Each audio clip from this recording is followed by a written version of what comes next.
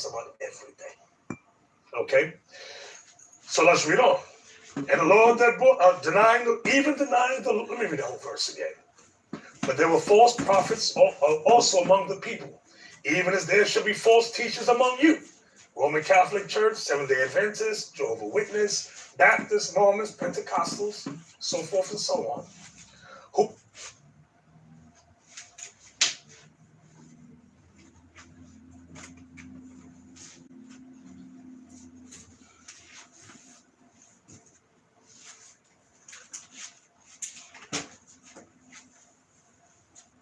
It's amazing. The second time this video froze up.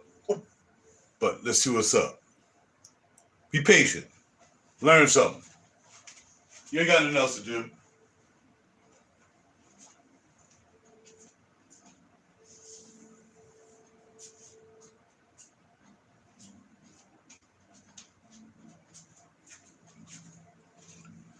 And check this out. This is live. I'm recording this live right now. I'm just chilling. It's amazing when you try to put information out to people.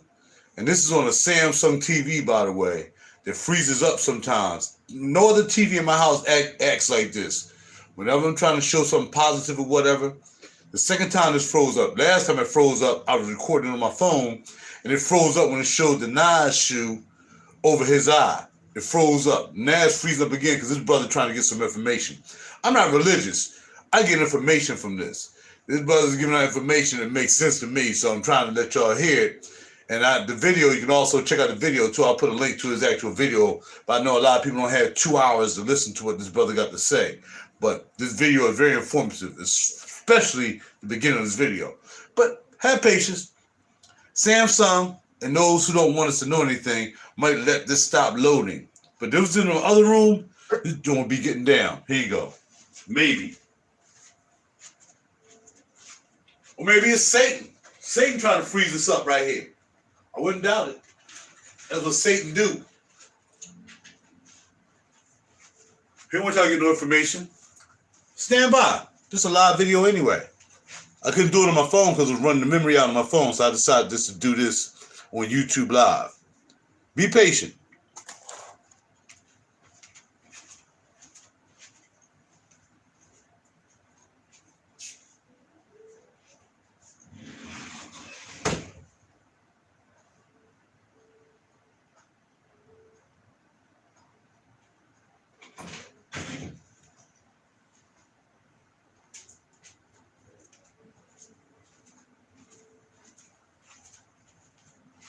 To all mankind, he came for everybody. He didn't discriminate. He loved everyone equally. Really? He rose on Easter Sunday. What else they say? He was born December the 25th. Really? None of which you can prove in the Bible. It says, who privily shall bring in damnable heresies, even denying the Lord that bought them, and bring upon themselves swift destruction. And many shall follow their pernicious ways. Y'all see that? And many shall follow their pernicious ways. That goes into lascivious ways, okay? By reason of whom the way of truth shall be evil spoken of. I give you the truth and say, Christ is a black man of the tribe of Judah. He died for the 12 tribes of Israel, so that the 12 tribes of Israel can be risen up and rule the earth. You know what you go? Racist! You're evil! You're wrong! That's what y'all do. Let's read it again. And many shall follow their pernicious ways, by reason of whom the way of truth shall be evil spoken of. I tell you, Christ taught us to keep the commandments. John 14:15, for example. If you love me, keep my commandments. No, that's evil. No, evil, evil, evil. That's what y'all do. Wait, there's this little thing on the radio, on the internet called Clubhouse. Black Christians worldwide go on there. As soon as y'all hear the Israelites, no, that's evil. We don't have to keep the law. Little Nas, LGBT. Y'all wicked as hell. Y'all gonna get put to death. I'm telling you straight. Every boy, girl, man, woman, your dog too, for being with you. Verse 3. And through covetousness shall they with feigned words, meaning fake words, make merchandise of you. Does the record company make merchandise of Lil Nas X? Yes. They had to look for the most ignorant little Negro they could find and say, who can we find to manipulate the black community to become part of and join the LGBTQRSTUV XYZ community? Lil Nas X says, well, I'll do it if you can't pay me millions. Get that boy, get that little coon $1 million. And that, let me read it again. And through covetousness shall they with feigned words make merchandise of you. Do they have Lil Nas X holding a little stupid 666 sneaker with a drop of blood? They've made merchandise of this Negro. He's simple as hell. And he ain't the only one. There's a lot of you that would love to do what he does. Okay? And through covetousness shall they with feigned words make merchandise of you, whose judgment now of a long time lingereth not, and their damnation slumbereth not. You see that? Their damnation slumbereth not. Now I pray that Lil Nas X can repent. That is the message. The message is repent, for the kingdom of heaven is at hand. But if you choose not to, at the end of your journey is damnation. That's right. That's what the Bible says. It has prophesied that thing from the beginning of time until now. And nothing has changed. 1 John chapter 5 and verse 19. Watch this. And we know that we are of God, and the whole world lieth in wickedness. The whole world lieth in wickedness. You know what that goes with? Remember we read in Isaiah chapter 60 verse 2 about darkness has covered the earth and gross darkness the people. That's what 1 John 5:19 is saying. And we know that we are of God, and the whole world lieth in wickedness. You see that? Wow. Now, Revelation 12:9. Watch this. Revelation chapter 12, verse 9. It reads, and the great dragon was cast out, that old serpent called the devil and Satan, which deceiveth the whole world. You see that? Which deceiveth the whole world. You got to ask yourself, who controls the media? Who controls all messages of propaganda? Who controls the religious teachings of Christianity? The so-called white man. The so-called white man and his white woman, who is called Esau Edom in the Bible. They control the world. They rule the world. They manipulate the world. Who pays rappers like Lil Nas X millions of dollars to make merchandise of them, to sell their soul, to push and promote homosexuality to the young black youth, male and female? Who's manipulating? Who's pulling the strings to all of this? You go, the spiritual demon, but the spiritual demon, Satan, is in people on the earth. And their main vessel is the so-called Caucasian race. You know, in Job chapter 9, verse 24, where it reads, the earth is given into the hand of the wicked. You gotta ask, who's running the earth? Okay, it ain't black people. We're not running the earth. China ain't running the earth. Arabs ain't running the earth. It's the white man and white. Well, I'm just keeping it real. You listen to this and go, racist and racist. I'm a realist. I'm a Bible realist. You read scriptures like the earth is given into the hand of the wicked and go, spiritual demons say, no, the white man.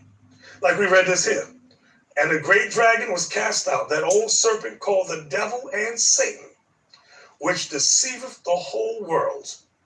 You go, see, brother, it says Satan. So that ain't man, that's the spirit. Spirit. Really? Then explain this. Revelation 2, verse 9. It says, Christ says, I know thy works and tribulation and poverty, but thou art rich. Talking about the Israelites. We have a lot of works. We're in the midst of tribulation and we're poverty stricken. But he said, but thou art rich, because all the promises in the Bible pertain to us. And I know the blasphemy of them which say they are Jews and are not, but are the synagogue of Satan. Christ said those that say they're Jews are not, but they are the synagogue of Satan. Riddle me this. What does this mean wait on, bear with me. Okay, verse 10. Fear none of those things which thou shalt suffer. Behold, the devil shall cast some of you into prison, that ye may be tried. And ye shall have tribulation 10 days. Be thou faithful unto death, and I will give thee a crown of life. Who was casting the disciples into prison? Was it a spirit coming down going, ooh, I'm going to throw you in prison? No. No. Watch. I know some of you are stuck on stupid. So I'm just going to read this thing for you. Let me get it. Acts chapter 12, verse 3. And because he saw it pleased the Jews, he proceeded further to take Peter also to Herod. Then were the days of unleavened bread. And when he had apprehended him, he put him in prison. Herod was the white man. He had soldiers that put Peter in prison. So let's go back to Revelation 2:10. Fear none of those things which thou shalt suffer. Behold, the devil shall cast some of you into prison. I see, and growing up in the church, you're taught stupid. You think there's a spirit running around locking people. No, it's the white man. He rules the earth. He controls the earth. Back to Revelation 12, verse 9. I know some of y'all mad right now, but you're going to get over it. Just breathe. Ooh, sigh. And the great dragon was cast out, the old serpent, called the devil and Satan, which deceiveth the whole world. So that's man on earth. He was cast out into the earth, and his angels with him, and his angels were cast out with him. That's his allies. Okay? From there, Revelation 18:4. So, what should you do, brothers and sisters? What should you do? Revelation 18:4 reads, and I heard another voice from heaven saying, come out of her, my people, that you be not partakers of her sins. Sins like what? Homosexuality, lesbianism, okay? Reveling, okay? There's a whole lot of sins that goes into that Lil Nas stuff. Come out of her. So I'm just focusing on that. It says, and I heard another voice from heaven saying, come out of her, my people, that you be not partakers of her sins, and that you receive not of her plagues. The plagues that it's talking about is destruction, as you keep reading down. Thermonuclear fire. All right, Jeremiah 51:6. Jeremiah 51:6. It reads, because some of y'all might be asking, do we get on a plane and leave? It ain't talking about that. Because where can you go on this planet where America does not have her influence? Babylon's influence is worldwide. Jeremiah 51:6 reads, Flee out of the midst of Babylon, and deliver every man his soul. This is a soul thing. Deliver your soul means separate from the religions, their politics, their ideologies, separate from their philosophies. That's what it means. Flee out of the midst of Babylon and deliver every man his soul, and be not cut off in her iniquity. For this is the time of the Lord's vengeance. He will render unto her a recompense. Recompense means what? Judgment.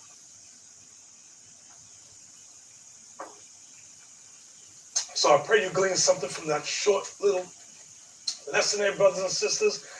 Take care of your sons and daughters, because they will be heavily influenced in the music world, the world of propaganda. Keep them in the word of the Most High. That's the only thing that can save their souls. Okay? All right. So now let's get to the reading of the shout-out letters of exhortation. All praises to the Lord. All right, got a card here. It reads, Bishop, this is a magnifying glass. Woo! Somebody bought me a magnifying glass. All praises. Wait. You know how Red Fox did that thing with the eye? Wait.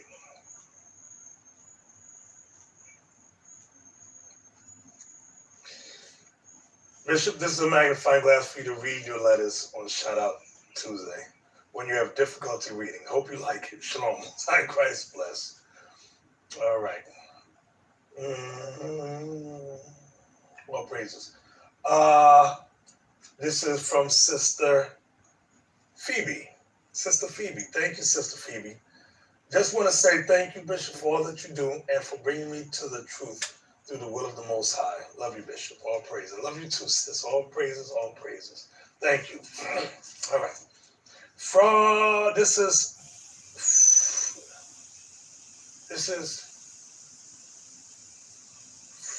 Frederica, I think this says. Rosa. Shalom, Bishop Nathaniel. Praise the Lord. My husband and I love that we are the Israelites. All praises. Bishop, I watch your marriage classes. I am learning a lot. Me and my husband have been married for years, but I need encouragement.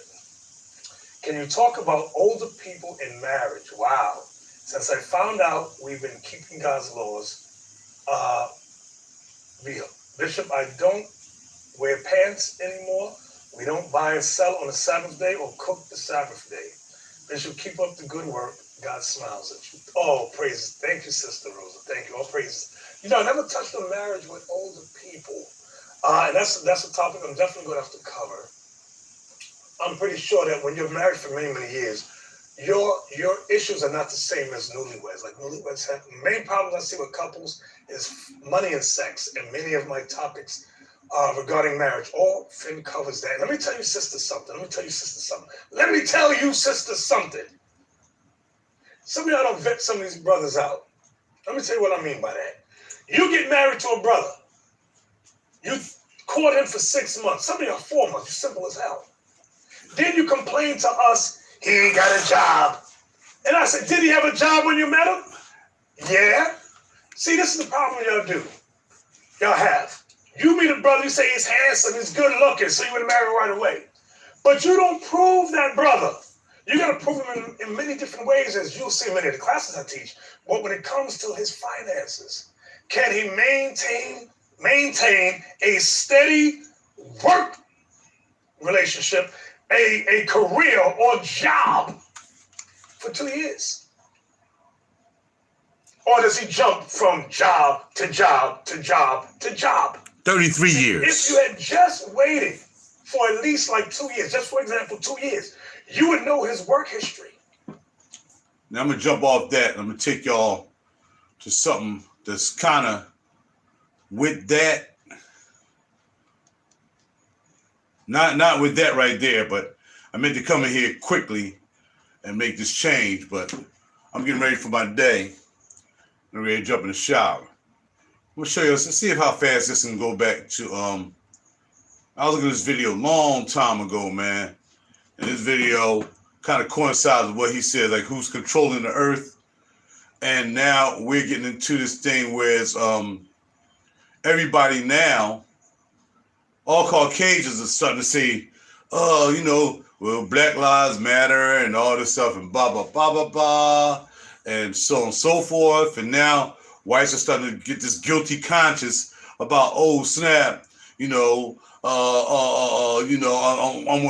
with black people now, whereas, you know, because my fathers and mothers before me and the racist family I had before me, I'm not them. I don't recognize them. I don't live the life they live. I didn't have slaves, even though my great grandfathers and great grandmothers might have had slaves and killed people. It's not me. Look at me, black people. It is not me. I love you now. I got Black Lives Matter signs all over my house. Look, I love you. I love you. I love you, black people. I do. Forget what my parents did, my great-great-grandfathers and those way back that I don't even know about. Forget what they did. I love you. I love you a lot. And that's what this comes down to. This is craziness. This is craziness. Once you are a person who's grown up in that culture, through your mothers, your fathers, you can't get out of it. White privilege, you ain't gonna ever get rid of. You know what they always say, white people want to be black, but they don't want to be black. They want our lips. They want our skin. They want the way we dance. They want to walk the way we want. Of course, they want to be us, but they don't want to be us. They want to be us when it comes to, oh, teach me how to dance. Teach me how to do this. But they don't want to be us when we go get a job. They don't want to be us when we sitting in the car pulled over by a cop. They don't want to be us then. They don't want to be us when they can take advantage of the things that help them hit. Like they try to hang around us like they love us and want to be around. They just want to see what you do. So they can go back to their neighborhoods and put on rap records and all that stuff. And they're like, oh, I'm hip. Look, I listen to hip hop. Yo, I can say nigga because I listen to the hip hop. So that's what I do. And that's in their neighborhood. Now, some Caucasian folks, some Esau's are starting to come in our neighborhood, and they think it's comfortable now, especially down in like Logan or whatever. People from Caucasians from New York are really starting to come down to us because New York is garbage, right? So they start migrating down to Philly and buying up all the property in Philly, and they moving there from New York. And that's what's happening. See, they're moving in amongst us, but they're not moving in amongst us because they want to be with us. They're going to end up moving out all the friggin' black folk who live in those hoods that they're moving in. They're going to raise the value of the property. Then they're going to raise the rents. They're going to raise the mortgages. And then the black people they're going to do what they always do to black people. Send them somewhere all the way out of who knows where, like Norristown, or they're shipping to Jersey. You know, here, you can have a house for $5 a month. Come on, just to get them out of there. And then the Caucasians, the Esau's gonna come down here and take over the hood. They done that down there. They already did that in Philly. They've done that probably where you live. I don't know where you live, but they probably done it where you live as well. They've come down, they've taken over, and now you're living somewhere else. Now, I'm gonna see if I can find this video. I'm getting close. Here's my man here, who's a Caucasian guy, saying the great white hoax, racism, divide and conquer. They ain't the one I'm looking for, though. They ain't the one I'm looking for. I'm close, though. Here's another, even with Tom Wise, a white anti-racist advocate. So Tim Wise, that's the guy you want to look for. Tim Wise. But I'm not in the video yet. I feel I'm getting close. I can tell I'm getting close. Here we go. This is where we at. Check out this video. It's a half hour long. I'm going to take a shower. You ain't got nothing better to do. You always hear from my other content, you know, music and fragrances. Y'all ain't give me no cash app for that. So maybe y'all give me some cash app for some knowledge right here. All right? And I don't need your money. I'm just saying. I support people all the time. I gave a guy $40 because he said he was out of gas in New York. He gave me some garbage ring that don't mean nothing. I gave him $40 out of my pocket. I ain't know this guy. I can't get $2 from y'all for the content I do. So maybe you'll like this right here. Because you would give it to somebody else. I have any trouble admitting that I'm a racist. I think it's check this out. To try to fight with that. I grew up in this society. I was conditioned by it. I think internally in my psyche, I've grounded and rooted those attitudes, and I see it in me all the time. I don't like being a white man, and that's where I still am and working on it, because I know what I've done, what people like me have done. Part of being white is just not in any way acknowledging what it means to be white. I have a white skin, and that with that white skin comes along a whole mess of privileges that I have, and I don't ask for them, they just are there. You have started to break the code of silence a little bit when you start talking about white people and you start talking about this stuff. And you find yourself suddenly all alone.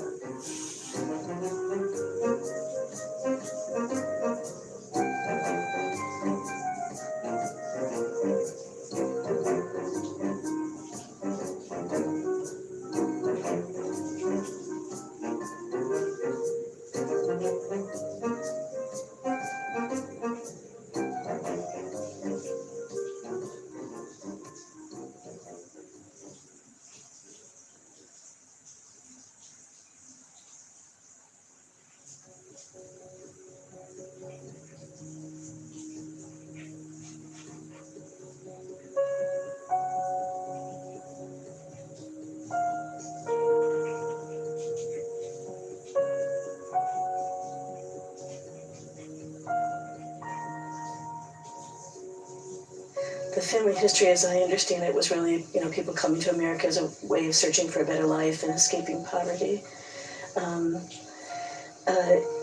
It has often seemed to me that also meant escaping their roots, where they came from, that there was a sort of a desire to separate from that and to become something different.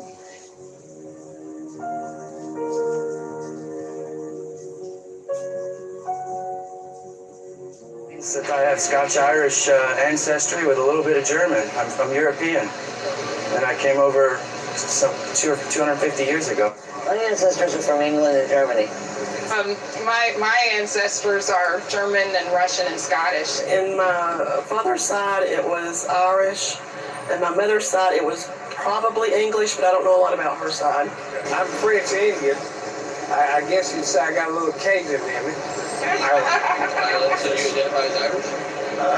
No, not really. I identify as an American. British, Scotch-Irish.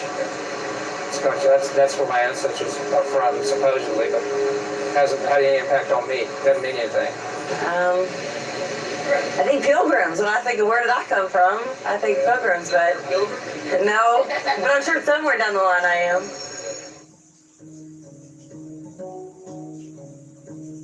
Because they were Irish, there was a lot of oppression, because they immigrated over from Ireland. So I thought a lot about what that was like for them as Irish people, but I never thought about what it was like for them and when they became white.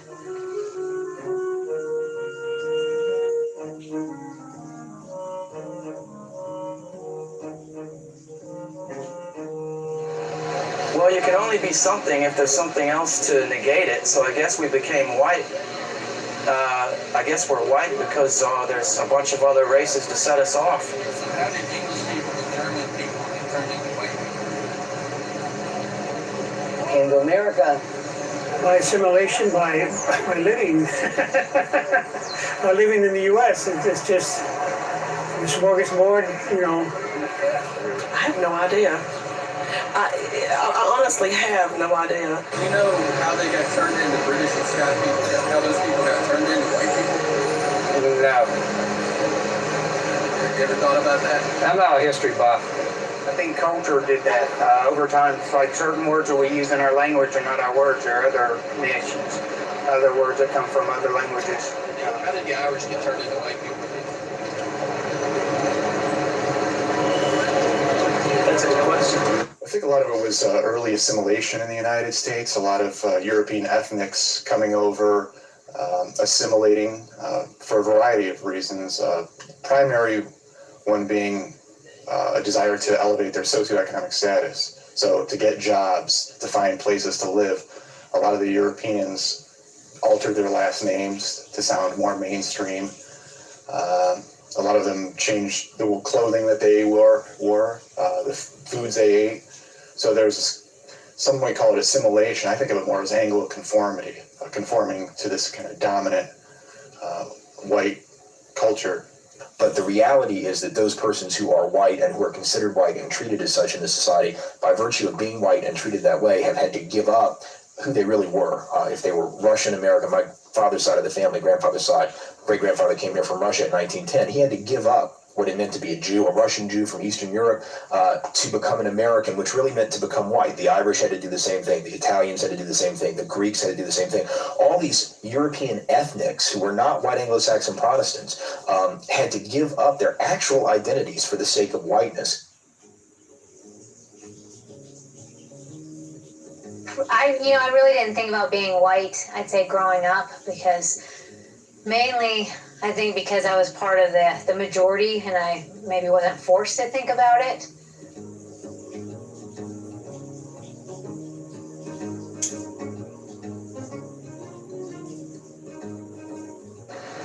I don't think it means anything. It's just, some people might think it means better, but to me it doesn't mean anything but just the color of my skin, really.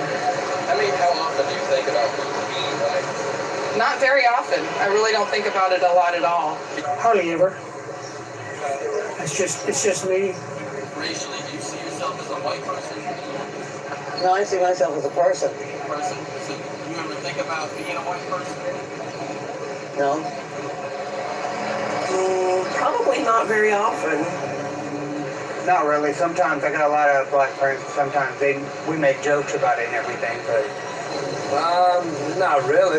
It doesn't matter to me whether I'm white, pink, or purple, or black. I don't care. Depends on the social situation. Sometimes I'll be the only white person in the room when it's reversed, when the tables are sort of flipped. How do you identify racially? Do you see yourself as a white man? I think that everybody is equal in the eyes of the Lord. So you don't see yourself as a white person? Not as much as most people. I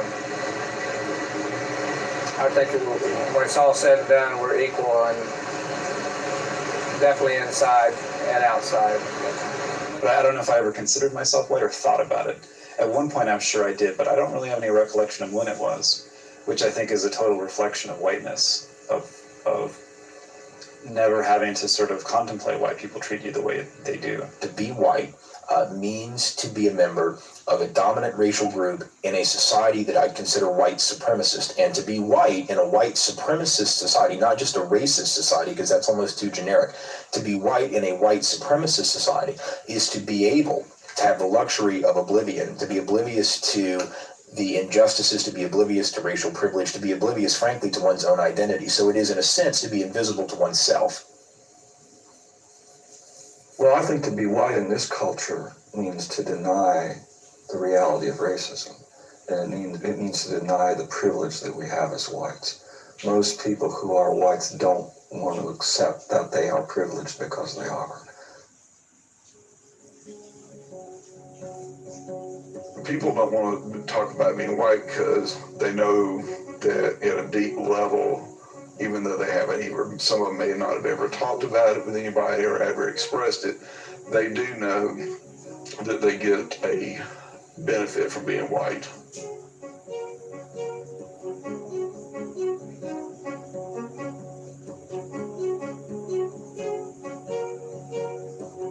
If you're white in this country, there's certain advantages that come your way, and it doesn't really matter whether you want to or not, or whether you're in touch with it or not. Now I know there are privileges that I enjoy simply because I'm white.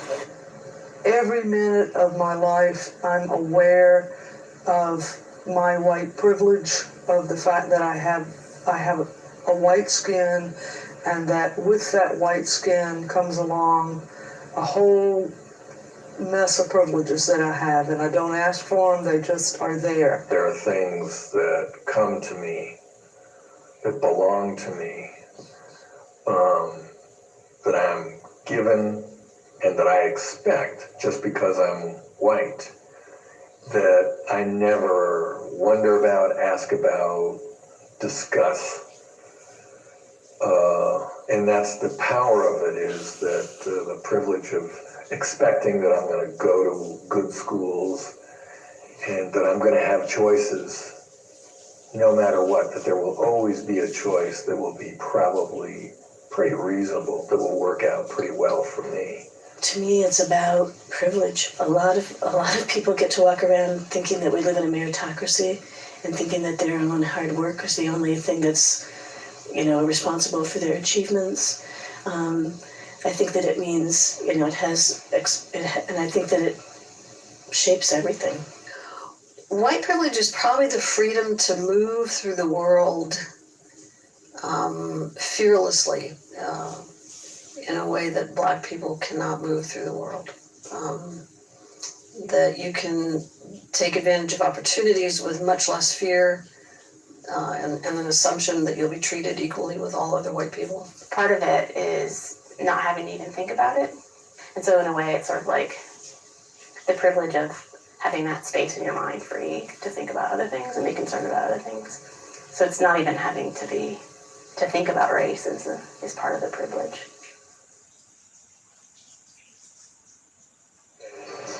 White privilege is being able to walk into a department store and not be followed by the detective. A friend of mine who's Asian American, she was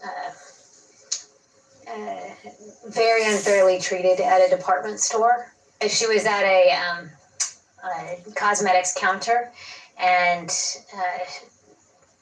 she had bought something and it came with a free gift.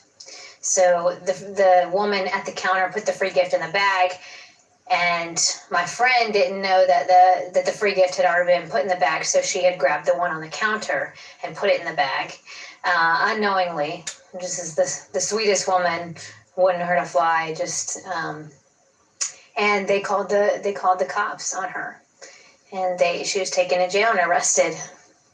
I put myself in the same position that she was at, and I know there's no way I would have been arrested. I know I would not have been arrested. It's the assumption that when you go to buy a car that you're going to have the money. Well, it's the assumption that when you go into a real estate office looking for a place to rent, unless you wear raggedy clothes, it's that you're going to want to go into this nice neighborhood. You basically get to say what you want to, be any way you want to. You get privilege. You don't have to work as hard. You can slack off in jobs and still get promoted and still not have to worry about somebody coming after you. So whiteness to me is about privilege and access to information systems and people and power that you didn't earn. I went through a time where I was poor and I had to take care of my father, and I worked with about 100 African American men, and I was the only white male on the shop floor. And I was really horrible at this job. It was a metal grinder. I'd grind too much of it. I'd make big indentations. I was constantly messing up, and I was sure I was going to get fired. It was just a matter of time. And about 6 months into the job, the boss and a few of the managers come over. They're all white men. And I thought, this is it. This is the day I'm getting fired. And they came over and told me that they've had their eye on me and they think that I'm management material. I said, what? And they said, yeah, you stick around for a while and we think you've got potential to be a manager here. It's all embedded in every piece of our country. It's embedded in every structure that we have. It's embedded in our economics. It's embedded everywhere. When I walk into a bank, or when I walk into anybody's neighborhood, or when I walk into anybody's store, that I'm acceptable, that I can go anywhere I want, and I'm seen as an acceptable person. And the reason I am acceptable is because I'm white. I remember when I was going to get my driver's license renewed for the first time, I really couldn't see very much without glasses. I didn't have any glasses with me. They had you go to one of these machines you look in and see like what letter it is and etc. I couldn't see any of it. I was one of the few white people there, and the guy behind the desk was this older white guy, and he just said, "Oh, don't worry about it. Go ahead." I was like, "Is he just letting everybody through?" And I saw that he wasn't, and I kind of was like, "Oh, okay." It's the ability to walk into the bank in Savannah when we were ready to build our house and borrow $100,000, and neither one of us were working. I mean, that to me, that is just so incredible that we could do that. I mean, of course we had to present, we had to give them facts and figures and all that kind of thing. But, if you were a person of color and you walked in and you said, well, we're neither working and they're going to lend you $100,000, I don't think so. Oh, simple things. I mean, from everything from the ease of getting a bank loan to knowing that I can drive just about anywhere in the city and not get stopped because of my color by the police. When I drive down the road and I get pulled over by a police officer, it's probably because either I've broken the law or I'm getting a flat tire and the police officer's going to tell me I'm getting a flat tire. Well, when I get pulled over, I don't get tickets, I'm a white woman, middle class, in a minivan. I get pulled over all the time for speeding. And it's almost become a joke. And then, the police officers apologized to me for pulling me over, and I know if I was a person of color, that wouldn't happen, I know that I would be pulled over a lot more if I was a person of color because I speed every day. And so I get stopped, they look at my license, and then they let me go, I've experienced whiteness on the 3 occasions that I've been pulled over by law enforcement driving a car. One time I ran a red light. It's turning red, right? Another time I was speeding, another time I had a headlight out. And every single time I got off with a warning. I never got a ticket for any of those things. It was privilege and whiteness, therefore, that helped get me off. And I think for the average person, it would be whiteness that would allow me not to even have to think about why. I could get away and thinking, I sweet-talked my way out of that. I did, but I was aided by the fact that I'm white. They're not gonna do a body check on me. They're not gonna rip my car apart looking for a reason to haul me in. I'm not profiled. That's white privilege. Basically, when I go to city council or county commission, I expect my representatives to take me seriously, and they do for the most part, because they know that they have to be more accountable to the white community, because the white community has more power and money and can vote them out of office. We as white people have a sense of what our rights are, that we have the right to, live well, live safely, have health care and police that respond to us, have city officials that pay attention to us, have, the needs of our community, be able to have those met. And I think that if you talk to people of color or look at communities of color, that does not exist for people. That idea of those rights. The more I know, the more it's like, I've really got to talk about privilege here. Even though, I faced a lot of shit in my life. I really had all this stuff happen, but I still had whiteness in a way that's given me all this stuff. And it's all these things which not only give you privilege in the sense of stuff and access to stuff, but also it validates who you are. So you have this feeling that, I'm important, I'm worthwhile, that other people don't have. They have to get it somewhere else. They might get it from their family or what have you, but I'm going to get it from everyone, with few exceptions. I was taught that you respected black folk, but not as really as human beings, more like cats and dogs and cows. You wouldn't mistreat a cat or a dog in my family, and you wouldn't mistreat a black person.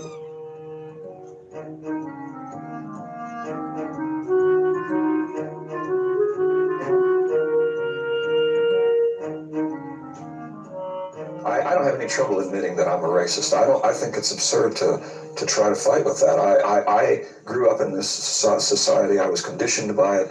I think internally in my psyche, I've grounded and rooted those attitudes, and I see it in me all the time. I'm always dealing with it. I don't think that makes me a bad person. I don't think that means that I've grounded in original sin or anything. It just means I've been well indoctrinated. But it does also call me to do something about it. I consider myself somebody who does racist things and acts on the racism I have within me because of the context of the world in which I grew up and live in. For me, individually, is to recognize and acknowledge that I have the power of race in me, and that I'm going to be. I don't believe I'll ever have a time when I look at anybody and don't see their racial classification first. Oh, I hate to admit it, but I still have thoughts that I'm smarter than some black people just because of skin color. I'm sorry, but that still crosses my mind. Stereotypes will pop in my head just like everybody else, When I see somebody, a stereotype will pop up, and then I have to say, no, that's a prejudice. When I'm in a classroom of students, I'll tend to look at the white students more than I'll look at the black students. And when I realized I was doing that, I was shocked. And I tried immediately to begin to train myself to stop doing that. And it was astonishingly difficult. There was something about a natural tendency to look at white faces in a way that I did not have the same natural tendency to look at black faces. And I think that's a kind of an ingrained, inborn racism. It is all I can think of it as. I remember I was talking with a young man named Sylvester, and he was saying, "You're racist." I'm going, "I'm not." He's going, "You are." I'm not. We went back and forth like that for a while. And then I had to go get refreshments. So I said, "Hold on." And I went upstairs, and my mother turned to me and she said, "Get a grip on yourself. You're a white young girl. You've grown up in the racist society. You're racist. Deal with it. Move on." But that was that was an amazing gift that my mother gave me because it allowed me to turn all of my defensiveness about it into, oh, well, maybe I am. Racism and prejudice are very different things. And all of us have grown up with prejudices. Some of us have prejudice against people of color, some people have prejudice against white people, and some of us are downright awful about it. Because so much of the focus is on personal prejudices. That's how I think a large part of the U.S. population analyzes race matters is between different groups of people. Well, I think it works the same way. If black people feel that white people can be racist towards them, I don't see any difference between a black person being racist towards a white person. In high school, the high school I attended was probably 60% black, 40% white, and being white and a majority black class, I was picked on and teased for that. So sometimes you come across people that feel because of what had happened in the past that we're held responsible. I'm 30 years old, I wasn't around when that was happening. I know what it feels like to be subjected to anger for something that I personally never did. If we're in the wrong place sometimes, and it's obvious that we're in the wrong place, we're the wrong color to be in that place, you'll hear a comment, you'll hear some things that's not so nice, that you would never think that you would hear. You're a little too white to be in this neighborhood. When I was teaching, I was not privileged because I had to interact with a lot of stereotypes about white people, and I had to deal with them on that level, but I was privileged in the sense that I got the job in the first place. I think that one of the key things to understand about racism is, like Malcolm X said, racism is like a Cadillac. There's a new model every year, and it's racism is a dynamic social construction, so it's always changing, it's always mutating. So people that say, well, there's no racism anymore, they're referring to racism as it existed in 1950 or 1920 or 1910. Racism permeates every aspect of our society, and it's made it, a world that we live in that's very unequal. It isn't what you personally did or did not do. And I think that's such a hard leap for white people to make. Is it isn't. I am now streaming this on Facebook. Work against. It ain't just a matter of who I am as a person, or what I think or feel about other people. I think there's a hierarchy in our country that's based very clearly on skin color and on people's perceptions of what race you're in. And white are at the top and black are at the bottom, and Asian and Native American and people of sort of light brown hue are in the middle, and Latinos are down, and then blacks are at the bottom. Racism is not simply about how we get along on an individual level, but it has to do with who has institutional and social power. White people have the political and social power in our society, and that is a given. And if you look at if you pick apart social and political situations, you can see that very clearly. I think it's quite obvious. Whites get privilege and experience the advantage of being in a system that thinks white is better than folk of color, and so there's all this unearned advantage that's going on all the time. And particularly in a society like the United States, it's hard to confront racism unless you understand how, if you're racialized as white, you benefit from racism. Just because I am white and have these privileges, I participate in a racist system. And that doesn't make that, it's not my fault. I can't help it. I'm born to it.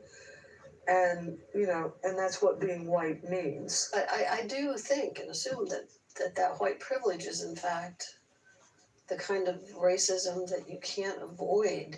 All I gotta do is sit down and close my eyes and things are gonna just move forward and sort of in white interests, and there's a way in which I'm complicit.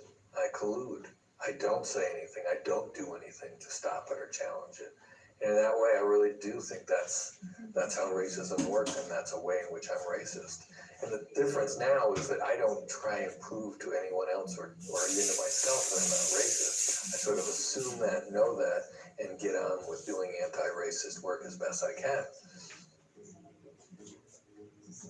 I believe that the very depth of understanding racism is understanding that process of us becoming white, historically us becoming white, and exactly what does that mean to be white, and how much of our humanity that we've lost. Because I think that the only way that whites can truly regain our humanity that's lost to the degree at which we've bought into white is through doing anti-racism work in anything that we do.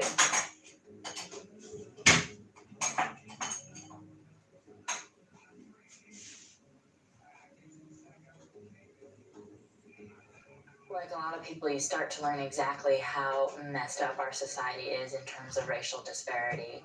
And you realize that you're in a privileged class, And especially for me, being a queer feminist woman, I in no way wanted to identify myself with an oppressor society, an oppressor group. And that was really hard for me. Calling myself white, that's been a hard to actually say I'm a white person. It took longer than me recognizing that I was a white person, you know what I mean? To go around and say I'm white. Get comfortable with it. Right, with that. Like I was aware that I was white, through this whole process, but it's been a process of being able to say all the time, I'm a white feminist. It's taking the onion and it's unpeeling the onion, of how racism permeates everything around us. I am white. I am, middle class, English speaking, and seeing that as tools that I can use, and also claiming my identity communally, part of this white community, and seeing that, the work that I need and want to be doing is in the white community. What we have got to do is use the power that we have because of the privilege to kind of tear down those things in the system that hurt other people. For me, I haven't been able to give up white privilege because you can't until the system is eradicated. It's going to be there. But by struggling against it, by fighting against it, by consciously making a decision to turn against it, I can release myself. I can say to myself, you know what, I'm still receiving these benefits and that's horrible, but at least I'm out there doing something about it. And so there's a sense of freedom. There's a sense of being, of really claiming my humanity.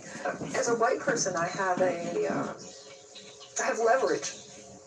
It's kind of funny because as a poor person, I never had leverage, but as a white person, I have leverage. And a woman, I didn't have much leverage either. But as a white person, I have leverage among other white people. They take what I say as being more valid. It doesn't seem self-interested to them. I mean, I have connections with the judge. I have connections with the guy in the back. I have connections everywhere with people that have power who can make decisions around policy, procedures, just all kinds of things. So at that level, I can use my influence. What has been a challenge for me, and where my greatest challenges have been, is on how I can personally use the positions that I'm in to help to change the institutions in ways that make it possible for them to really be allied with communities of color and accountable to communities of color, and where people who come to work in those institutions can begin to come into them without feeling like they have to code switch, or without feeling like they have to put on another persona in order to survive. There's this whole world out there that I had no idea about. And as far as I can see, people of color, the ones that I have been close to, in the communities that I've been around, have a lot more figured out about how to be human beings than white people do. I think because we're cast as oppressors, we've had to get rid of a lot of pieces of ourselves that are human, and it's deadened us to a lot. I mean, it's deadened our sympathies and our empathies and our heart to other people. I think that not knowing that you come into this world with all this privilege makes us, you know, doesn't make us good people in the sense that it doesn't make us, I take that back, doesn't make us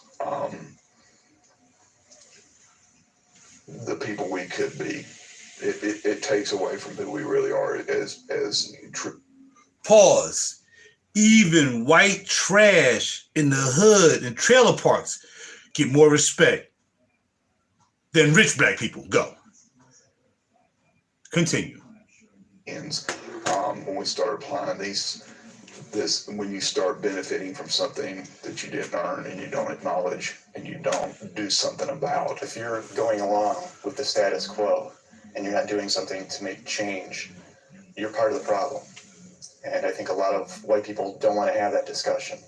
When we pretend that our school systems are okay and that the criminal justice system is okay and media depictions are okay, and we just go along with it, we are part of the problem. If I do nothing in this world because it is set up for me and mine, and because the systems operate for my benefit, then I am perpetuating that system. I am letting it go on. And I am benefiting every day from it.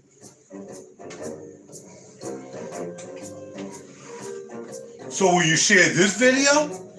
I try to beg y'all to share my music videos, my fragrance videos. Will you share this video? Let me show you something else. How about this one right here? How about this one?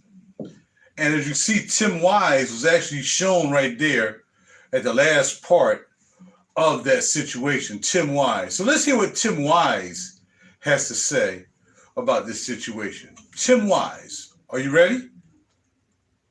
Here we go. Tim Wise.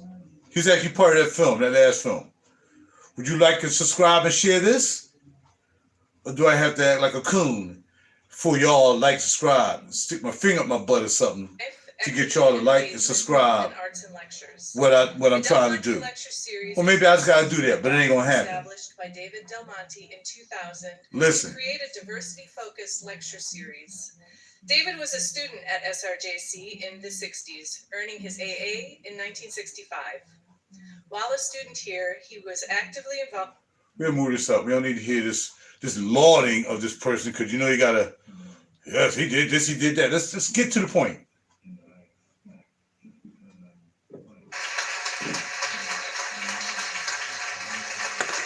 As the parents of teenagers, you know, you want to give them a sense of hopefulness rather than hopelessness. And so in order to do that, you have to remain somewhat, I guess, upbeat or at least uncynical about the state of the world, even when you might feel like being incredibly skeptical about our ability to sort of get it together and create a more just and peaceful society.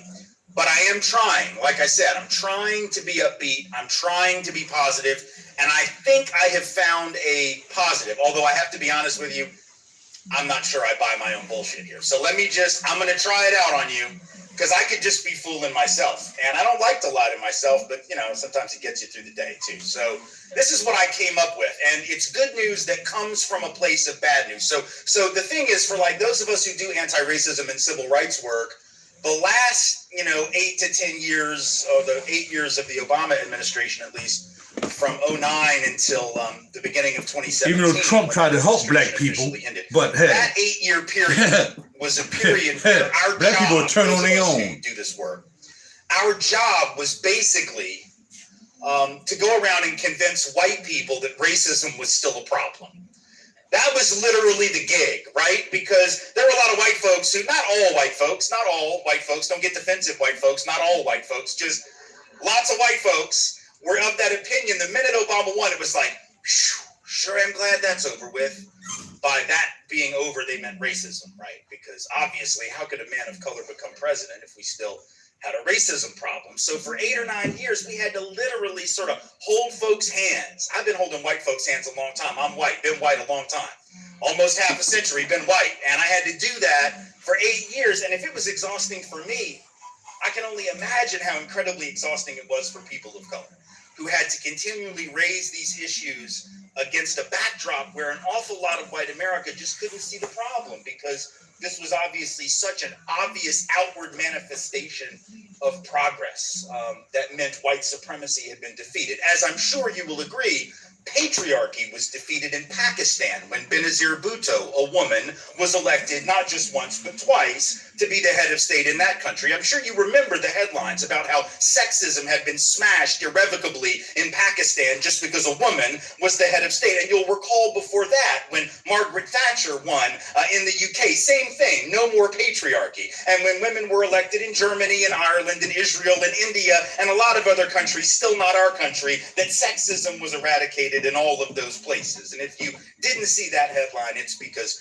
that headline does not exist, because the election of a person from a marginalized group says nothing, literally nothing, about the larger structural obstacles facing millions of other people from that same group. But we had to convince a lot of white folks otherwise in that 8 or 9 years, because they really firmly seemed to believe it. So that was exhausting. That was the bad news. So here comes the silver lining. Here's the good news. Yeah, we don't have to do that shit anymore, do we? Yeah, we don't have to convince anyone. There's no hand holding. There's no, really, trust me, racism is still a thing, because it's so obvious now, at least to people who are even remotely willing to see it. About a 25% uptick in overt hate crime activity just in the last 15 months or so. About 19 individuals murdered by overt white supremacist, white nationalist, neo-Nazis, or others affiliated with this broad base that they like to call the alt-right, but I preferred when they went by their more honest name of white supremacist. I believe in truth in advertising rather than sort of rebranding. So we've seen that. We've seen murders in 7 or 8 different states tied to this far-right movement. Of course, we had the Tiki Torch riot in Charlottesville. Because I'm sure you'll agree with me, nothing says white supremacy like a bunch of 23-year-old white boys in khakis and polo shirts marching around with oversized Polynesian candles they picked up at the Pier 1. I'm sure you'll agree with me that nothing says we are the superior race more than that. I joke because one has to in moments like this, or else one can become awash with the cynicism and the defeatism. But the point that I'm trying to make here is that there is one silver lining. That is that some of the obviousness is now so blatant that we can put away the 101. Right? We can put away the 101 that says, no, really, we need to think about racism.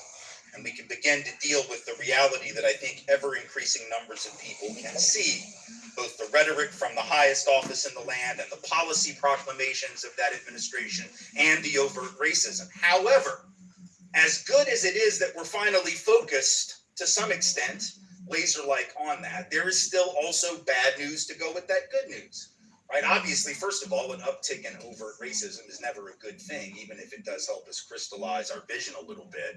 But the other problem is this, and this is what I worry about amid the good news that we're able to see it perhaps for the first time, some of us in a while.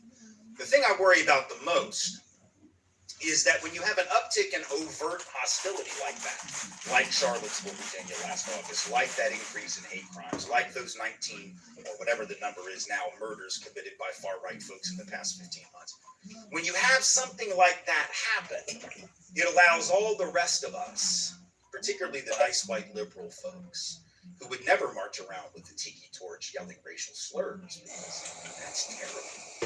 And those nice white liberal folks who didn't vote for this administration because we knew better, because we're not like that, quote unquote. It allows the rest of us to get distance from the problem, doesn't it? It allows the rest of us to content ourselves with the idea that because we're not like that, that we're better. And those are the bad people over there. You know, the Nazis, they're the bad people. The white supremacists, they're the bad people, right? And we're the good people. And that's an awfully dangerous conceit. First of all, if the best thing you got is that you're not a Nazi, you might want to start over again, right? Like if that's your starting point, you might want to rethink your pitch, you know, about what kind of a human being you are. But more importantly, these problems predate Charlottesville. And they predate Donald Trump, and they're going to be here after Donald Trump is no longer the president, whether that happens tomorrow by noon or whether that takes a few more years. One never really does know, after all, right? These problems predate and will post-date this administration and whatever ramped up level of overt racial hostility and anti-immigrant hysteria has been ginned up in the process of this administration. After all, it isn't David Duke, and it isn't the white supremacist, and it isn't the neo-Nazis, and it isn't the Klan that are responsible for the greatest levels of racial inequity that exist in this country. Right? It isn't David Duke's fault, for instance, that African Americans with a college degree are still almost twice as likely as white folks with a degree to be unemployed, even though they majored in the same thing. It isn't David Duke's fault that Latinx folks with a college degree are about 50% more likely than white folks with a degree to be unemployed, even when they majored in the same thing. It's not the Klan's fault that Asian Americans and Pacific Islanders with a degree are about 23% more likely than white folks with a degree to be unemployed, even when they majored in the same thing, or the fact that our indigenous brothers and sisters are 2/3 more likely to be unemployed than white folks, even when both have a degree in the same department. Nazis didn't do that. White supremacists, white nationalists, people who call for the creation of a white ethno-state like Richard Spencer and some of those other boys from Charlottesville, they're not responsible for the fact that right now the typical white family in America, not the top 1% or 1/10 of 1%, just the midpoint white family in this country has about 15 times the net worth, the wealth of the typical African American family, and about 11 times that of the typical Latinx family. In fact, white households headed by high school dropouts have 1/3 more wealth on average than black households headed by college graduates. Let me say that again because you won't read about it in the news. White households headed by somebody that didn't even finish high school better off in terms of their wealth than black folks, black households headed by someone who did everything right, stayed in school, finished high school, went to college, graduated from college, still behind. David Duke didn't cause that. The Klan didn't cause that. Overt white supremacists didn't cause that. And Donald Trump didn't cause that. That situation may get worse during the course of the administration, but we can't put that on him. They're not to blame for the fact that right now, black folks unarmed are about 3.25 times more likely than white folks unarmed to be shot by police, even when posing no threat to the officers in question. They're not to blame for the fact that right now, black folks and Latinx folks combined are about 85 to 90% of all the people that are getting locked up in a given year on a drug offense. Seriously. Even though black and brown folks combined are only about 25% of the people that are actually using or possessing illegal narcotics. Black folks 4 times than white folks to be arrested for weed, even though white folks smoke weed just as often. And we don't just smoke it, we deal it. Now, the fact that we can get an occupational license in a storefront to run a dispensary doesn't change the fact that we're selling the same shit that black and brown folks are still getting busted on the streets of this state and every other state where it's been made legal every day. Right? But only some people are criminalized for the activity, and David Duke didn't do it because he doesn't have a badge, and he doesn't have a gun, and he doesn't have the authority of the state. The state did that without any help from Nazis. Right? That's on all of us. That's happening on our watch.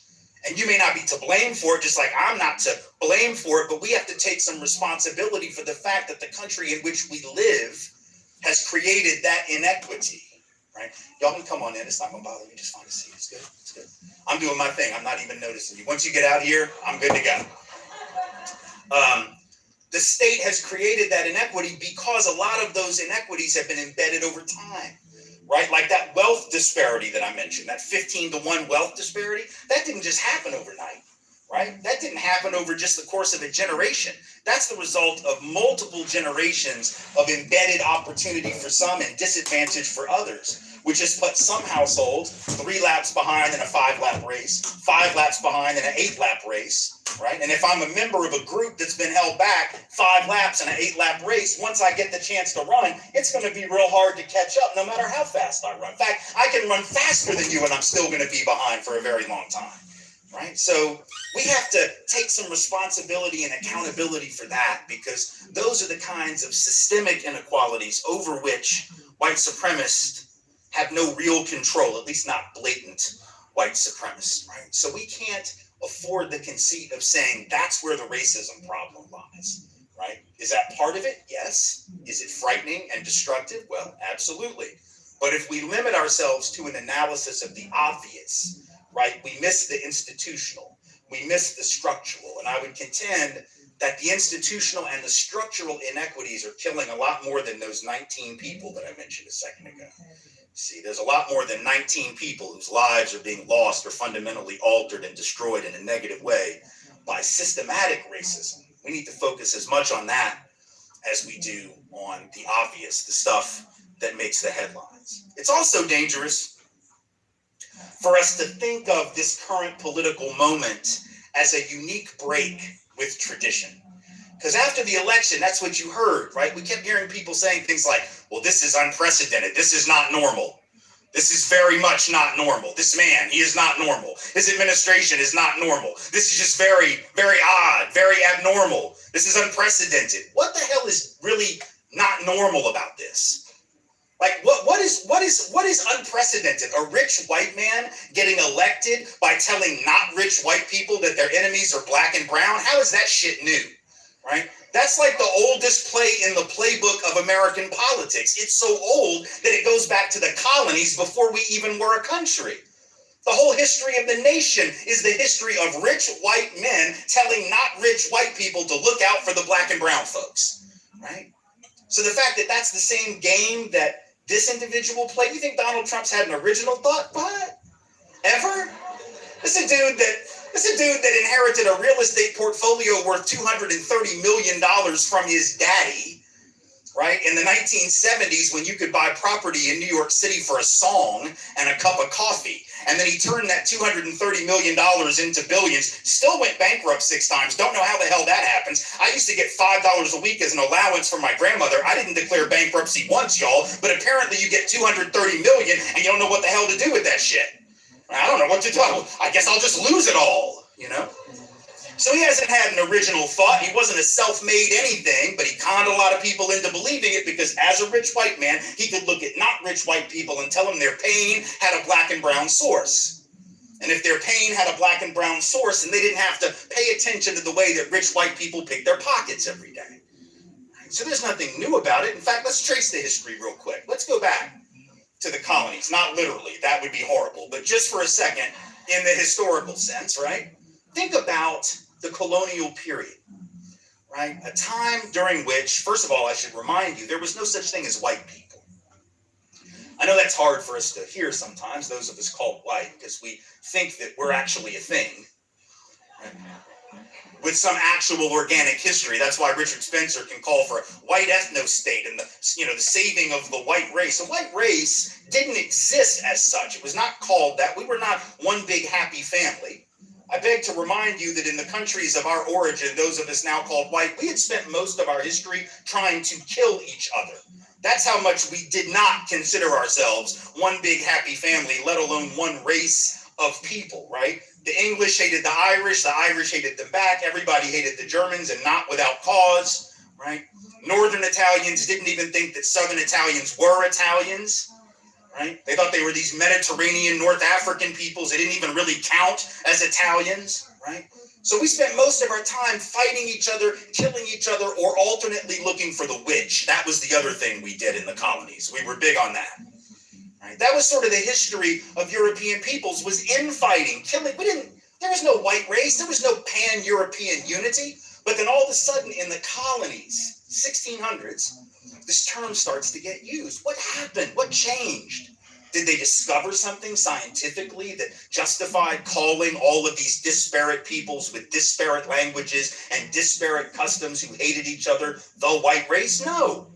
There was no scientific discovery. Was there some ancient literature they discovered that showed some ancestral or cultural link between all of these disparate peoples? No, there was no discovery. Well, that's not quite true. There was one discovery.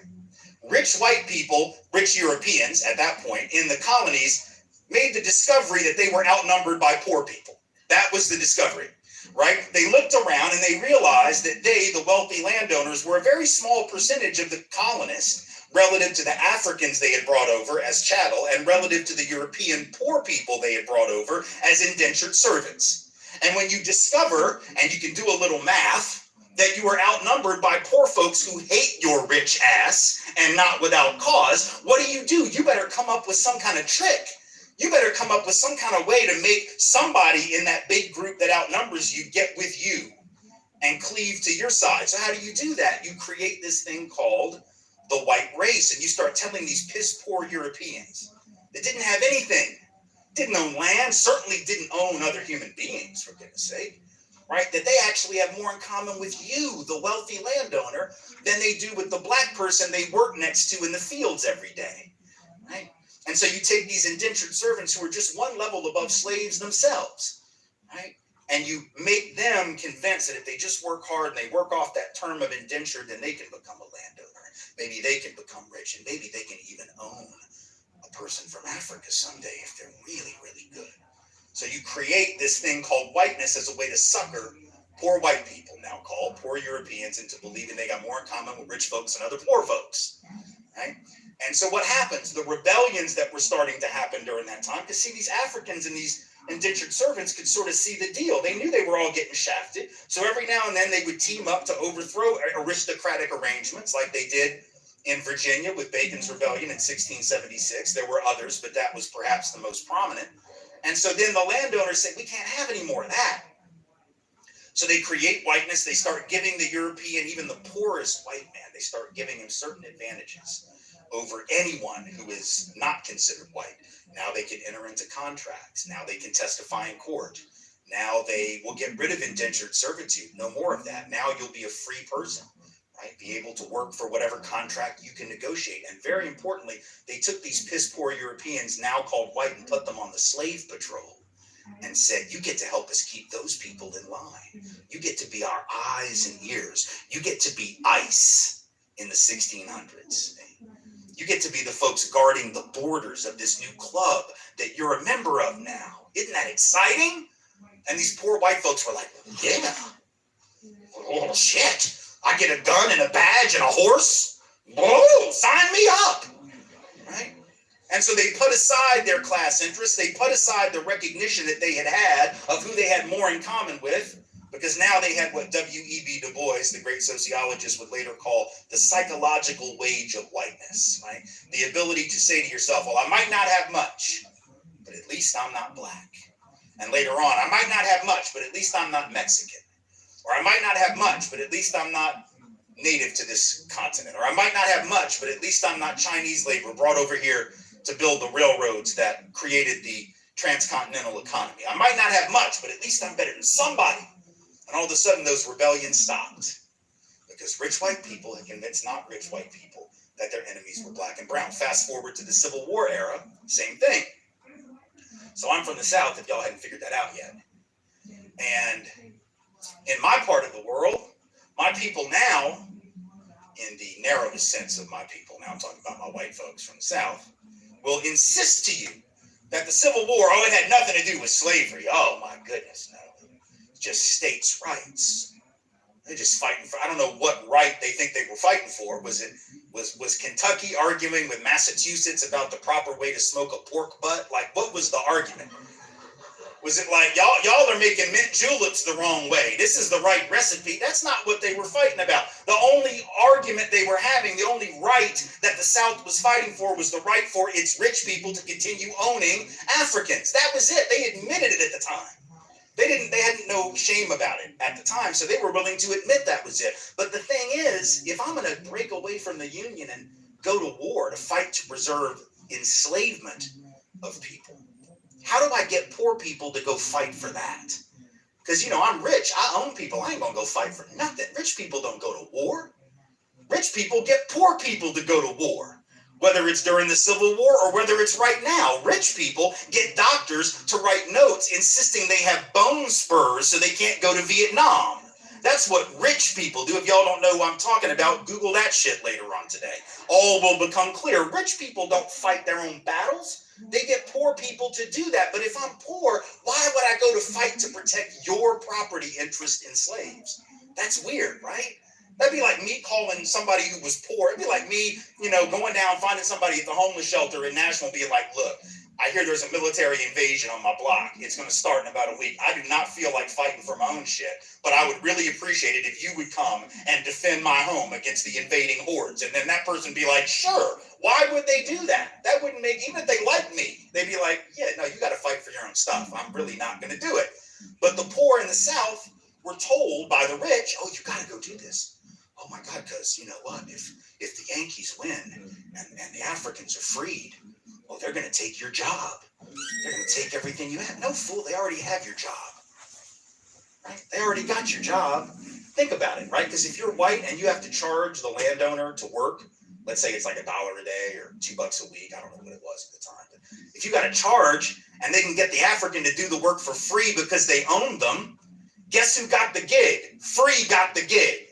So in a sense, like if you're wage labor, you'd have been better off getting rid of the system of enslavement, teaming up with those who were enslaved to overthrow the aristocracy and get a better deal for all working people. But these rich folks were like, oh, you got to remember what team you're on. You got to stop them. They'll take your job. They'll take your wife. They'll take your land. They'll take everything. And they, oh my God, yeah. And so they go and hundreds of thousands of these white poor people die fighting for white supremacy and a system of enslavement that in the long run actually hurt them in economic terms. Fast forward to the labor union movement, same thing happens. You got white union leaders. They're not even the elite. They're just the elite within the labor movement, right? They're not the rich, but they were actually willing to keep their labor unions separate and segregated because they said, oh, we don't want black people in our union and Chinese labor in our union and Mexican labor in our union because that'll reduce the professionalism of our craft. No, fool. It'll double the size of your union. Which the next time you go out on strike, that might be helpful, right? Because A, you want more people on the strike line, and B, if you don't have those people of color out there with you, guess who the boss is going to hire to replace your ass when you're out on strike? They're going to hire the black and brown folks, and then instead of getting mad at the boss, you'll get mad at who? The black and brown folks, and take it out on them for taking my job. Fast forward to the present, and we've heard that line before. See, nothing's new under the sun. Nothing about Trumpism is new. Rich white guy telling not rich white people their enemies are black and brown. Now we hear it with immigration. Oh my God, we got to build this wall because then if we just build the wall, all the jobs will come back. For real? Is that how you think capitalism works? Is that what you think? You think the bosses of America are just sitting around right now going, holy shit, I hope they don't figure that thing out about the wall. Because if they just figure that out, we're going to have to give everybody a big fat raise. No, that's not how capitalism works. You could build a wall theoretically tomorrow. Not really, but theoretically, you could build a wall, but capital is going to keep jumping borders, right? Capital doesn't stop. It's not like it's a firewall in cyberspace. It's not like rich folks are going to want to move their money to a Cayman Island bank account, but the wall is going to stop that shit. Like, transfer money. Oh, shit, I can't do that. I didn't know. Like, that's not what happens. The wall doesn't stop capital. Capital keeps moving wherever it wants to under capitalism. And goods, they're going to keep moving, right? In search of the highest price. You can sell goods across borders. You can move capital across borders. If you're allowed to do that, but you can't move labor across borders in search of the highest wage, if labor is trapped, even as capital is mobile, guess who wins? Every time, capital wins because labor is chained to its country of origin and capital can go wherever it wants. That rigs the game against working people. And not just working people south of the border, but working people north of the border who are now deprived of the bodies that could have collectively fought for a better wage and working condition for all working people on the continent. But they can't do that now because they're kept from one another by this dumbass wall. But if you tell people, oh, that's going to be the key, and people believe it. I had this young man write to me, and he said, young white dude said, I can't get a job because black people and Mexicans are taking all the jobs. Really? All the jobs? All of them? That's crazy because black and brown folks are twice as likely to be out of work as white folks. So I don't know where these jobs are. Like they're in Second Life or some shit. Right? They're on Minecraft digging a tunnel. Or so I don't know where the hell these jobs are. If black and brown folks are taking them, they're not taking them far. Taking about a block and a half and like, yeah, done with that. Right? But he was convinced And he was all excited to vote for Trump. He said, because he's going to build the wall and then I can get a job. You know, he believes that. And I understand maybe he is out of work. And he makes that assumption because that becomes an easy recipe, an easy target, an easy scapegoat, right? If I tell you that we don't have to deal with what globalization really is about, which is about rich, almost always white folks able to move their money around from the global north to the global south, right? In a way that takes advantage of lack of worker protections, lack of minimum wage protections in those other countries. So rather than joining in solidarity in a global labor movement that would fight to raise wages and working conditions for all workers, we just get pitted against one another while the rich folks continue to make off with the money. Right now, we got 37 people in this country, 37, who have the same amount of wealth in their pocket as the bottom half of the American population. That's 165 million people. 37 people over here, 165 million over here, they got the same amount of stuff. Does anybody actually think there are 37 people that have worked collectively harder than 165 million people? Or that are just that much smarter than 165 million people? Of course not, right? That's the problem. Mexicans ain't responsible for that. Black folks ain't responsible for that. People of color generally not responsible for that. Poor people not responsible for that. But if we can take people who are struggling, whose pain is quite real, and make them think that the reason they're in pain is these people over here who are also in pain, right? Then they'll just fight each other over the pieces of a pie that neither of them own. But just understand that when that happens today, that's not new. That's the same thing that was going on in the union movement. It's the same thing that was going on during the Civil War. It's the same thing that was going on during the colonial period, right? But there's one other problem. And that is that this culture of cruelty that we're seeing an uptick in right now, the cruelty aimed at immigrants, the cruelty aimed at poor people generally, the cruelty aimed at people who are at the bottom of the economic ladder, this idea that they're to blame for why they are there. And so we keep saying, well, if you're going to receive any kind of government benefits, by God, you got to work for them. Now, that's not true, apparently, if you're a Wall Street banker. We don't put any requirements on you. So we can bail your ass out when you tank the economy. We're not going to drug test you, right? We're not going to racially profile the Wall Street bankers, stop their cars on the street, stop them in their Lexuses or Lexi, whatever the proper plural form of that is, and pop the trunk looking for drugs or evidence of financial impropriety. You know, we only save that kind of treatment for the poor, for the working class, for the people on the bottom. But by God, if you receive any kind of nutrition assistance or if you receive any kind of government subsidized health care, oh, well then we've got to drug test you and we've got to make sure you work, because the assumption is you must be lazy or you wouldn't be in that position. Forget the fact for a minute that the vast majority of people receiving forms of public assistance are either children, elderly people, disabled people, none of whom are generally expected to work, right? Or they are people in homes where somebody already does work but does not make enough money to get above the poverty line. That's the vast majority of folks. But most people don't believe that. We have this impression, people just sitting around on the sofa getting a check from the government. Do you know how many adults in this country currently receive cash welfare from the government, actually get a check? People would say, oh, it's 20%, 50%, 30% of the population. There's 1 million adults in all, in the whole country. Out of over 200 million adults in all, about 1 million actually receive cash welfare. And yet we have this stereotype because politicians have played upon these fears and these assumptions and turned us against one another. Right? And that's not new. That's not something Donald Trump invented. It's tapping into something that's very fundamental to the American ideological experiment. But we don't want to admit that it's fundamental. We'd like to think that it's just those people who push those buttons and use those narratives. But actually, it's something deeply embedded in the American experiment. What do I mean by that? Well, think about it. I'll tell you a story to make the point. Right? A couple years ago, I was driving our daughters from school to dance. They're both dancers. They were in a dance company in downtown Nashville. And so we were driving from the school to the studio one day after class. And it's a drive that we made most school days every week.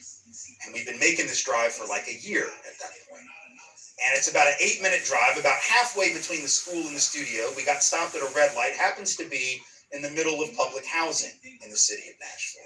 even though we'd made that drive pretty much every day, this was the first time that my 10-year-old daughter at the time, whose name is Rachel, decided to ask a question about the neighborhood. I'm sure she had noticed the demographic mix of the neighborhood, who lived there and who most certainly didn't. And I'm sure she had noticed the condition of the neighborhood in terms of its infrastructure, right? But she never asked anything until that day. And that day she said, as we're waiting at the red light, "Daddy, why is this neighborhood pretty much all black?" And I thought to myself, well, now that is one hell of a good question. I thought to myself, in fact, holy hell, my 10-year-old is doing urban anthropology in the back of my Highlander. That's incredible, you know? And I was really excited because, you know, as a parent, if you are a parent, you know, there are times your kids will ask you questions and you have no earthly idea how to answer them. That happens a lot with me. Like if my kid asks me, where does electricity come from? I'm going to be like, didn't y'all cover that in science? You're supposed to know that. You tell me. I don't know. What do you think as I'm Googling it, right? I don't know. But the one question that you can ask this guy that I actually know the question to was probably that question. So I was very excited because I'm about to show off all that I know in front of my 10-year-old. And you got to take your victories where you can when you got a 10-year-old. So she asked me, why is the neighborhood all black? I'm ready. I know this. I know this. I got the answer. It's right here about to come up. And then something happened. I didn't know what happened. I did not know it because I'm an only child. But apparently, if a 10-year-old child asks a question in the presence of the older sibling, a question posed to the parent, the older child will inevitably and without much hesitation make sure to offer their own damn answer just to show off how smart they are. So remember the question, 10-year-old says, "Daddy, why is this neighborhood pretty much all black?" Daddy is ready with the answer. The 12-year-old, whose name is Ashton, preempts my answer by saying, "Redlining," to which I went, "What?" Because if you don't know that word, you will in a second. That was an uncannily accurate response.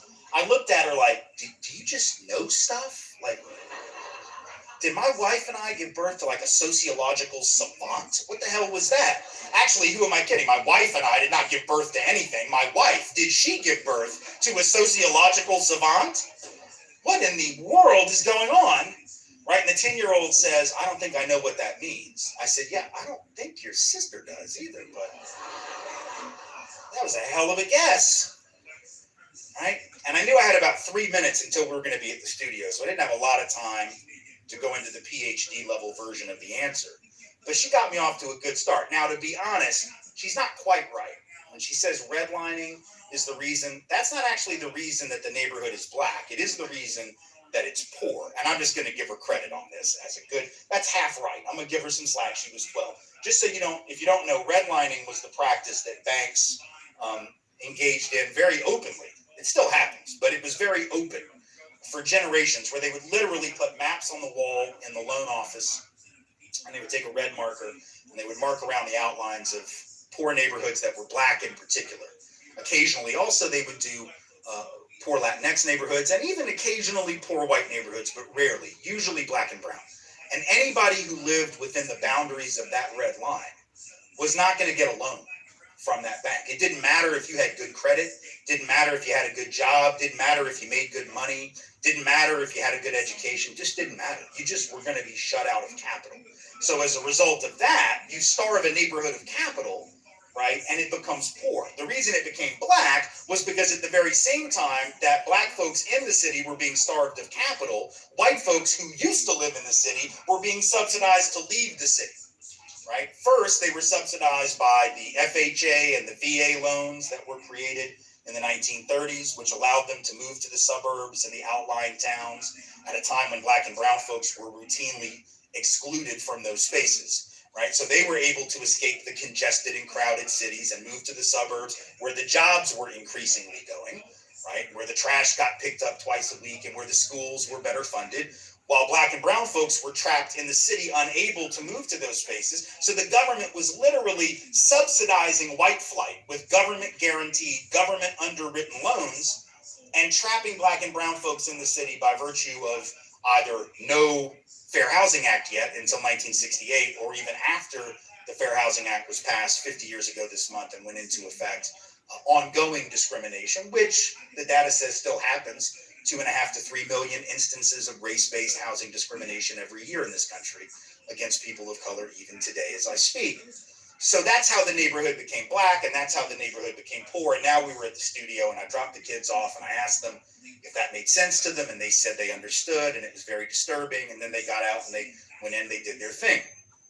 And as I was pulling away, I was both pleased with myself for being able to break this down in terms that the 10 and 12-year-old, would understand in an age-appropriate way. But I also had this feeling of terror wash over me, right? Because think about what happens if I don't know the answer to the question. Think about what happens when other parents don't know the answer. And let's be honest, how many white parents wouldn't know the answer? See, black and brown families tend to know a little something about it because they lived that history. No, don't always. They don't always know the details, but they got a little sense, right, that something happened that explained the way the neighborhood came to be and the way the neighborhood came to look. But for a lot of white folks, we didn't learn about that because why would we? It wasn't in our schools. They didn't teach us that. Hell, I took AP history. That's the history for the smart people. That's what they tell us, right? But they didn't include any of that history in there. I had to learn that later. So how many folks, even really well-educated folks, well-intended folks, just wouldn't know the answer? And then if their kid asks, and the parent doesn't know or tries to change the subject, as we often do when race comes up, it's like, oh, look, a bird, just anything to get our attention off of the obvious, right? Then what do you think that child does? Do you think that 10-year-old just says, oh, okay, well, I'll stop wondering about that now? No, they're going to keep wondering, and they're going to come up with their own answers, aren't they? And what answer do you think they're going to come up with? The only answer that they can come up with, it's the one the culture taught them.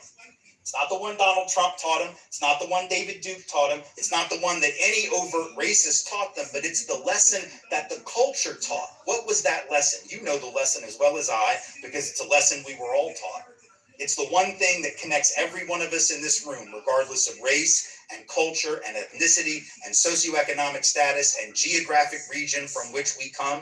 If you were born in this country, or even if you weren't, but if you've been here for more than a minute, the one thing you were taught, that we all were taught, was what? That in America, by God, you can be anything you want if you're just willing to work hard for it. So wherever you end up is all about you. It's all about your effort, which means that if we grow up thinking that and not interrogating it and not knowing the history that I just offered to my children that got in the way of that, if we don't create a sociological imagination in the child who's raised with that mythology and that ideology, they look around and they see certain folks down here. And the culture says, well, you know why they're down there. Because if they really wanted it and worked hard and had any skill, they'd be up there. So if they're down there, it's their own damn fault. They should have tried harder. And those rich folks, those 37 people, those folks on the Forbes 400 list, right? Those 400 white folks right now, 400 white people in this country have the same net worth as all 40 million black people combined. 40 million black folks in this country, and they have the same amount of stuff as 400 white people. And I mean all black folks combined. I mean even the ones you think got a lot of dough, right? Oprah, yeah, she's in that mix. Still doesn't change anything. Jay-Z, yeah, he's in that mix. Beyonce, she's in that mix. They're in that mix. Doesn't matter. 400 white folks, same amount of stuff as 40 million black folks. And so the culture says, well, that must be because those black folks just aren't as good. They're not as capable. They're inferior in some way. So even if you never teach a child that, if we teach people that where we end up is all about us, and we don't interrogate that and actually fill it in the blanks and explain the things that we're seeing with reference to history and the actual opportunity structure, racism becomes a default position. Sexism does too, right? Because you see women disproportionately down here, you see men disproportionately up here. You come to conclude that, well, I guess the men are just smarter. They just work harder, right? You see poor folks down here, you rationalize their poverty and you rationalize rich folks' affluence. You see folks with disabilities down here and able-bodied folks disproportionately up here, and you go, well, you see any non-dominant group, any marginalized group in society, LGBTQ folk, anything, you see marginalized folks and you rationalize their marginality.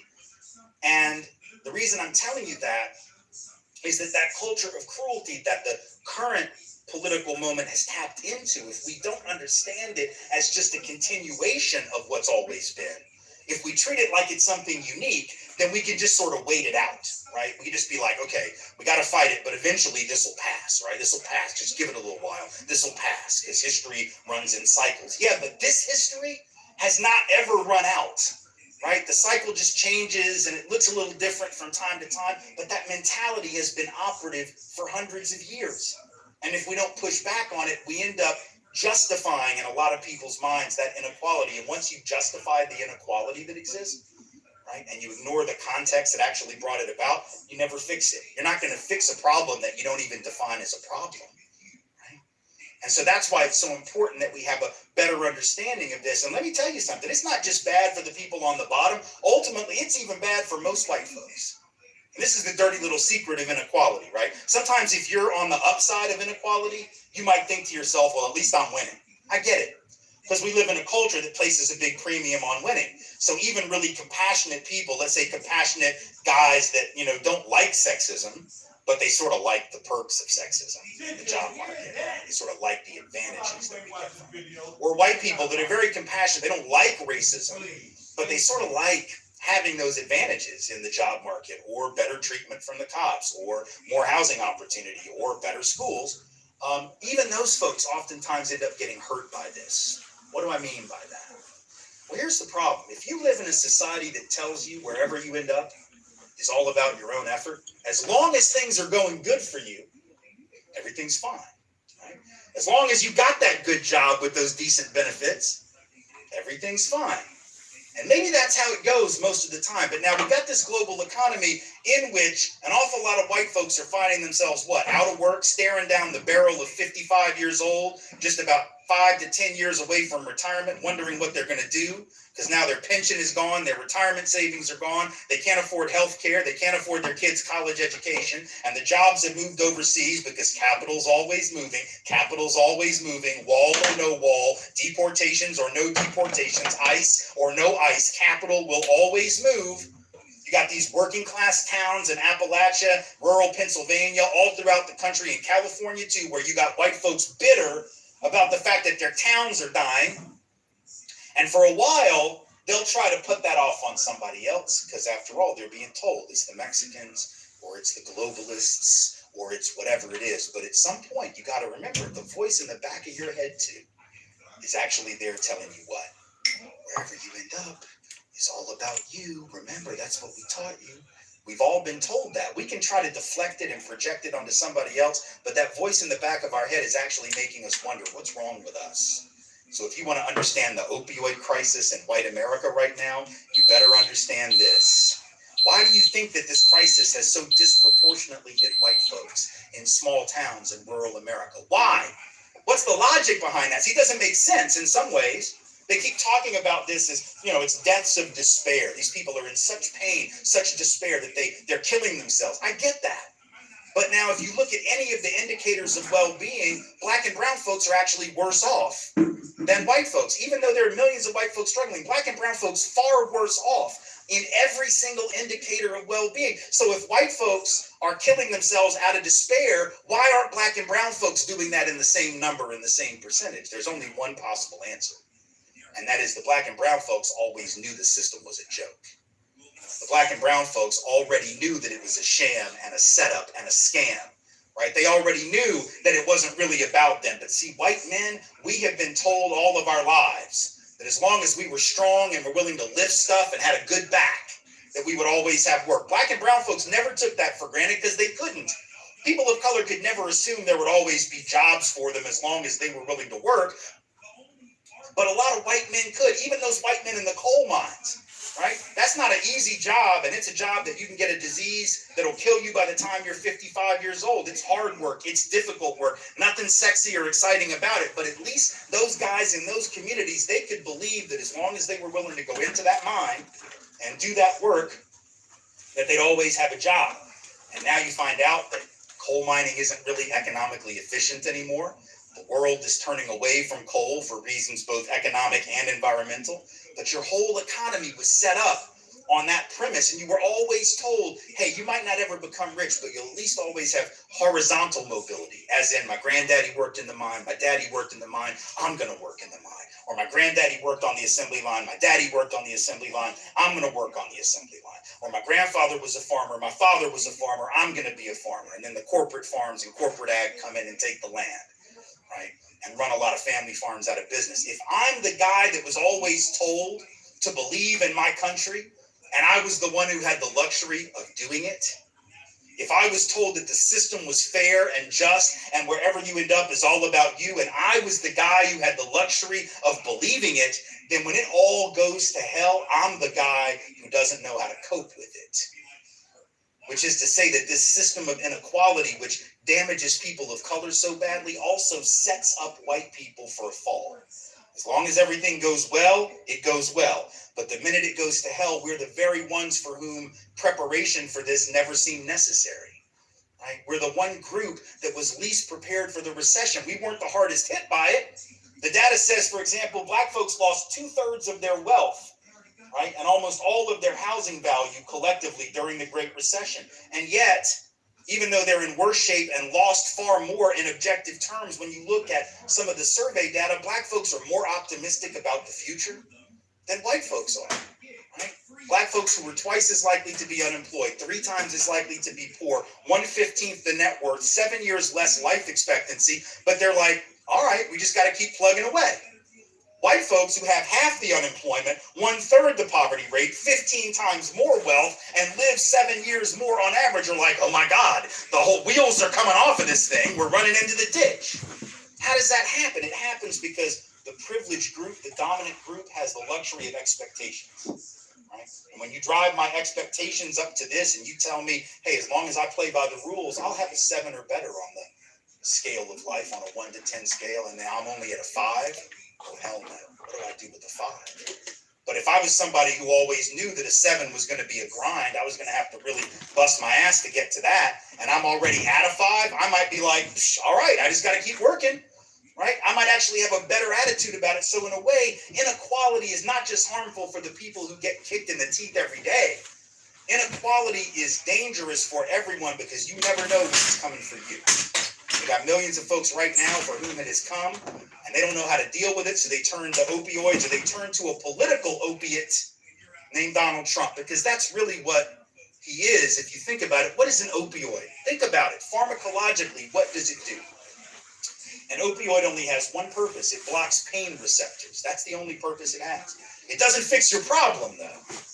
It just blocks the pain receptors so you don't feel your problem as acutely, right? If you slip a disc in your back, they'll give you opioids, but you're probably going to need surgery, right? The opioids don't fix it. If you have cancer, they'll give you opioids to get over the pain, but it does not get rid of the cancer. You're going to have to do some other stuff for that. By the same token, a man coming along and telling you that a wall will solve the problems, that getting tough on this group and that group and keeping refugees out, that will solve your problems, that's a political opiate. That's someone who's saying, I see your pain and I know how to take it away, even if only momentarily. Millions of people fall for it. It isn't just dangerous and it isn't just pathetic. It's destructive to the fiber of the country and the ability of this country to pull out of a culture of cruelty by recognizing the commonality of purpose that the vast majority of us have. Maybe not those 37 people, those 37 people with all that wealth, they're going to do what they're going to do. And I don't necessarily expect them to get on board radically transforming the society. But for the vast majority of us who aren't them, and I'm going to take a wild guess that none of us in this room are them, right? We have a lot more to gain out of solidarity and unity and fighting back this history of divide and conquer that has worked so perfectly to keep us fighting with one another once again over the pieces of a pie that not one of us in this room own, and probably that none of the people that you know anywhere in the world actually own. So we have a decision to make, and it's a decision for which our children and our grandchildren will judge us either kindly or harshly. The choice is up to you. Thank you all so much for being here. I appreciate it.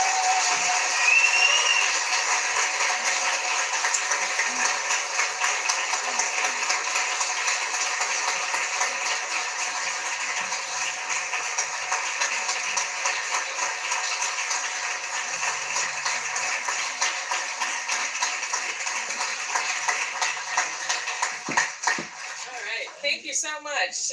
So Tim will be out in the front lobby. If you would like to stop by, you will have books and DVDs there for sale. And then at 1:45, there will be a reception over in the Student Activity Center in Bertolini, and you're welcome to come and Hope y'all learned something. meet and greet Tim personally. Check out my Facebook. It's the same thing. Thank you all for coming. Really minus the early thing about the homeboy who's the Trillialite, who has something to say too. I'm out, man. Y'all enjoy your day.